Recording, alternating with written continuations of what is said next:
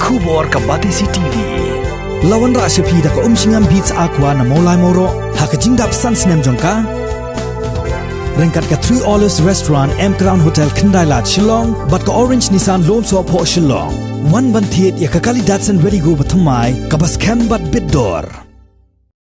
Sembut Menteri Rangba Kajela uba Preston Tensong ula ong baka Bharatiya Janata Party kabai trelang hapo kenhun jang Meghalaya Democratic Alliance kababat ulakam sensyar ha Kajela kala ban mi no ha kanu kapor lada kam dan satya ka jingsuk ban ye trelang hapo kene kenhun kababat ulakam sensyar ha Kajela ha kajing kran bigila pathai kubor uba Preston ula ong ya kijing kran gi betikena on sasung thu tat andala syong ya ka jingelang jo ka Meghalaya Democratic Alliance kaban salong shan hagini gisngi kanang ban sung thu e jingpen bana jo ka BJP baka dewan IT ka jing toket ha ka CBI halor ka jing keno baka don ka jirsi bamsap ha ka Jaintia Hills Autonomous District Council bat ka Garo Hills Autonomous District Council.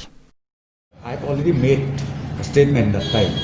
I've already told you that okay, if BJP feels that to be part of the MDA government is uncomfortable, I advise them to leave the MDA government.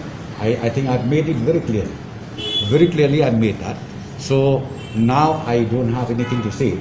Let the coordination group decide on the 26th. Then you will be updated. Whatever discussion to be held on that evening. We don't neglect anybody. As partners, we are part and parcel and we are jointly responsible for any programs, any decision taken by the government. Trying to say that they wanted to be accommodated in the MDA government? Are they trying to say that? If they want that, and let them submit application. Let them submit the application. Then we'll decide again about it.